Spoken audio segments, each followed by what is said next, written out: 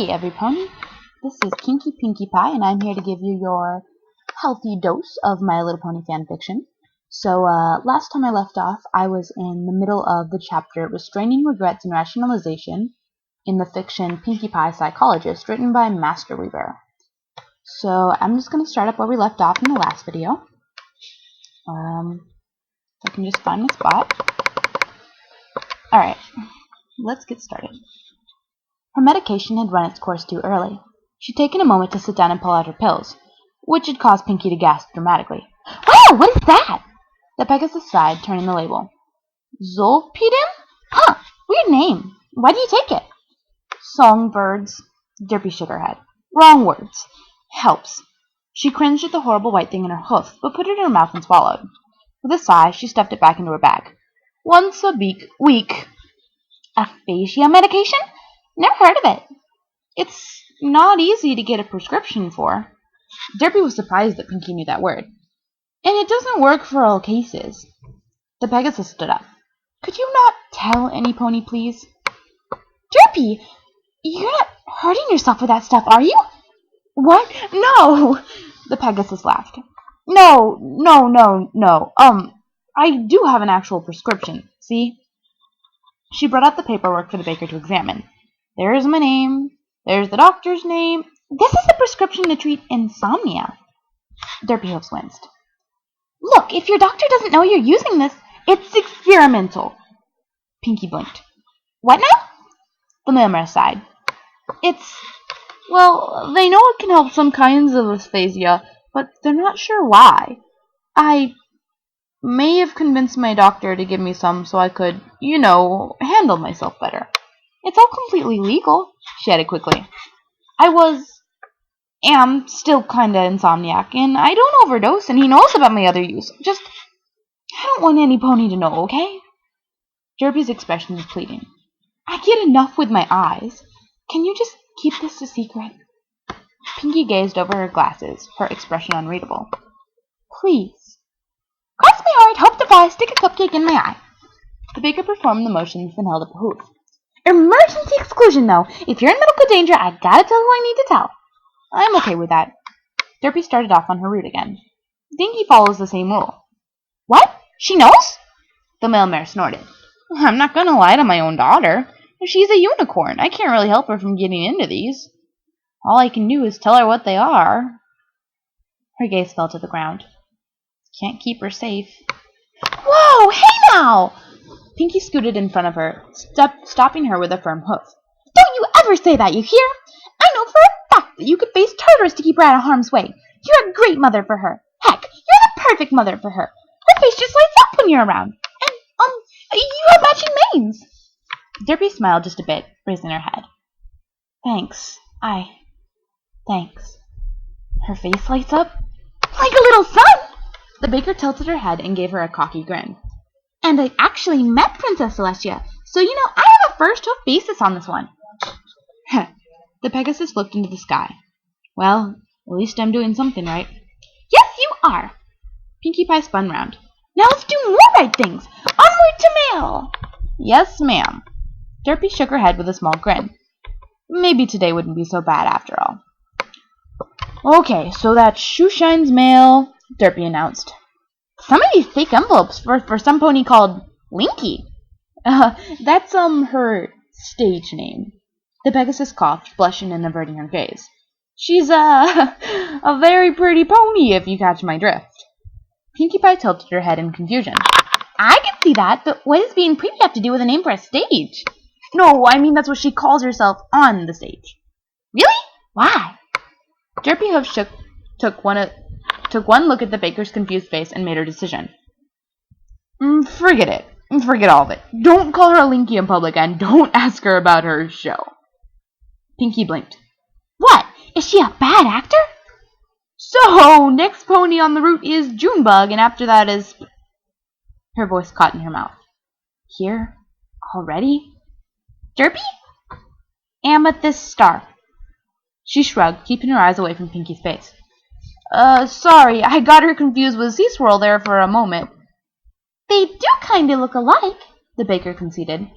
"I'm kinda surprised, though, because I know you know all the mail, and you know where every pony lives. And Caesar lives 2 blocks down. It's the medication, Derpy said without thinking. After I take it, I'm a little wonky. Pinkie lowered her glasses suspiciously.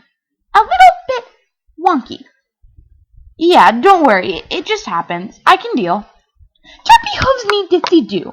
I saw you swallow that pill and maintain continued functionality for an hour and 30 minutes, during which you delivered mail to no less than 47 houses and managed to have a decent conversation with no less than 32 residents of said houses. And while I am an incredibly silly and whimsical pony, I am by no means stupid. Now could you try that again with maybe a teensy bit more honesty? The mailmare started at the unexpected sternness of the baker's tone.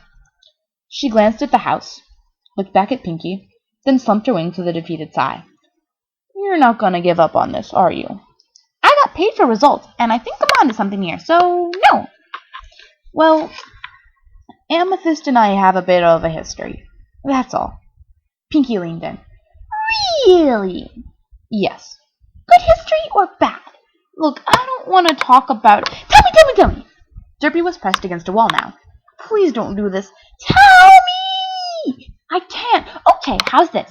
You tell me, and I let you know who paid me. The Pegasus paused. What? You tell me what's going on here, and I'll let you know who paid me to stalk you. Blue Eyes somehow managed to lock onto Golden Eyes, despite them being in different directions. And Derpy caved. Okay, I... Please don't tell any pony about this. Cross my heart, hope to fly, stick a cupcake in my eye. The baker didn't back off, but somehow managed to go through the motions without harming the mailmare. She's my daughter. Pinkie nodded. Derpy sighed. She's my little sparkler. They took her away after my accident, and I let them take her. I let them! The Pegasus breathed a shuddering breath, tears forming in her eyes. Pinkie caught her, helping her into a sitting position, and she didn't say anything. And when I had another little filly, I thought, this is my chance to make it up, because I didn't know where she was, and then I came here, and... Derpy brought her hooves to her eyes. And I can't look at her. I just can't. She knows. I know she knows. Dinky knows, but I can't. Pinkie rocked her gently, her thought process still as unreadable as always. I slip her mail under the door, and then that's it. I pass her house every day, and I could always knock, but I can't. They sat there for some time. Eventually she was composed again, knocking on Junebug's door.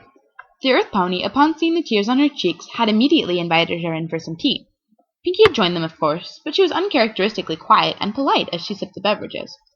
Her blue eyes never left the mailmare. It was a bit unnerving. Eventually, Derpy put down her cup. So, Pinkie, you said you'd tell me who paid you? So it would seem. The Pegasus waited patiently. The pink pony refilled her cup, adding 8 lumps of sugar. Junebug looked between them, confused. Who paid her? She's been following me all day. Apparently some pony paid her too. Oh, well... The yellow pony gave Pinkie an askance look. And did this pony pay you to wear glasses? Nope, the glasses just look professional. The baker kept her eyes on Derpy, who'd gone for one of the biscuits. Their hostess coughed. Oh, they do, Pinkie, but, how do I put this? Following a pony can be, well, misinterpreted. Derpy snorted. That's an understatement. Pinkie just smiled. Eventually, the mailmare couldn't handle it anymore. She stood up. Look, Pinkie, you said you'd tell me who you're working for. There was an unexpectedly devious grin on the party pony's face. You'll know by the end of the day. I pinky promise. What? Cross my heart, hope to fly. I want to know now! Junebug interrupted hesitantly. Derpy, darling, could you maybe calm down? Stick the cupcake in my eye. Pinkie finished. The Pegasus took a long, deep breath. Then she released it with a sigh. Glancing down, she realized she had crushed the biscuit. And the coffee table in her angry outburst. Oh my gosh, I'm so sorry, Junebug. It's okay, just go. I'll pay for a new one. The yellow pony held a hoof to her mouth. I understand. Her gaze shot askance to the pink pony, who was now gathering the tea set together. You've been dealing with a lot today, but please, just go now, okay? Alright, and thanks, for the tea. It was nothing. I'd do the same for any pony. Pinkie bounced up. And besides, you have mail to deliver! Onward! She pointed dramatically. Derpy sighed. Pinkie, my route is that way. She walked out the front door, glancing at the next house with a wince. I'm pointing dramatically. It doesn't have to be the right way. The mailmare rolled her eyes. Then, with trepidation, she approached the next house. Pinkie was still smiling as she took the letters and slid them under the door. Derpy stood and... No, sorry, that's not going to cut it. In one smooth motion, the baker opened the door, shoved her inside, and shut her in. Pinkie Pie, let me out of here! I'm getting paid for results! Derpy pounded on the door desperately. Pinkie, I swear to Celestia, if you don't let me out now... The door doesn't lock from the outside, a new voice pointed out. You could just open it. And we're a little past 10 minutes, so I think it's time to stop. Thanks, guys.